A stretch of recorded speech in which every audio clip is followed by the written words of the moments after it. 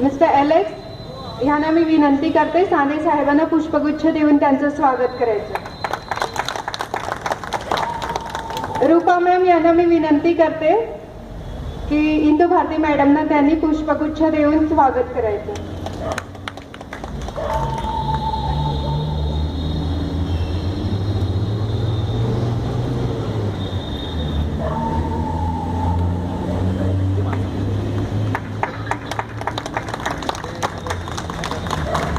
Archana ma'am यांना मी विनंती करते की जितेश भोईर यांचं पुष्पगुच्छ देऊन स्वागत करावे.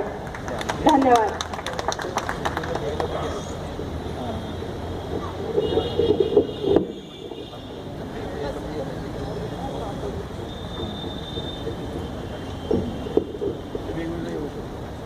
कोपरखैरणे या नवी मुंबईतील वसाहतीमध्ये राहणाऱ्या माझ्या भावांनो आणि बहिणींनो, सुरुवातीला क्षमा मागतो की बराच वेळ आपण इथे वाट बघत आहात, परंतु आज सकाळी मीरा भाईंदरला उत्तम या एकदम शेवटच्या गावामध्ये दिवसभर रॅली होती, पदयात्रा होती, त्यानंतर या एकदम टोकाच्या शिबिडीला रॅली होती, मग घंटोलीला रॅली होती आणि मग आता इकडे सभा आहे.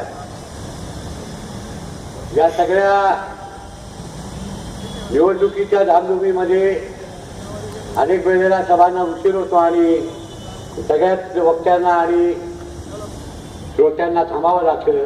त्याच्याबद्दल सुरुवातीलाच मी दिलगिरी व्यक्त करतो. भावांनो आणि बहिणींनो, की आपल्याला माहिती आहे की या देशामध्ये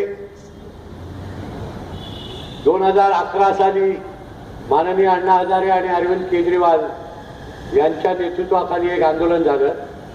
त्या आंदोलनात अनेक सहकारी माझे इथे बसलेले आहेत की ते खूप कृतिशील होते किंवा ज्यांनी त्या आंदोलनामधूनच सामाजिक कामामध्ये, राजकीय कामामध्ये सहभाग सुरू केला. आणि त्या आंदोलनाच्या चर्चेच्या दरम्यान ज्या देशातल्या प्रस्थापित पक्षांनी असं एक खुलं आव्हान या जनआंदोलनासमोर ठेवलं की रामलीला मैदानामध्ये बसून किंवा लोकांना जमवून किंवा रस्त्यावर आंदोलन करून या देशातले तुम्हाला हवे असलेले कायदे बनवता येणार नाहीत. जर तुम्हाला पाहिजे असतील तसे कायदे बनवायचे असतील तर त्याच्याकरता या देशातल्या राज्यघटनेने मान्यता दिलेलं एक संसद नावाचं केंद्र आहे. ज्या संसदेमध्ये येण्याकरता राजकारण करावं लागतं, निवडणुका लढवाव्या लागतात, त्या जिंकाव्या लागतात आणि त्या जिंकल्यानंतर सत्ताधारी होऊन आपल्याला हवे तसे कायदे या देशामध्ये निर्माण करण्याचं स्वातंत्र्य सत्ताधारी पक्षांना मिळतं.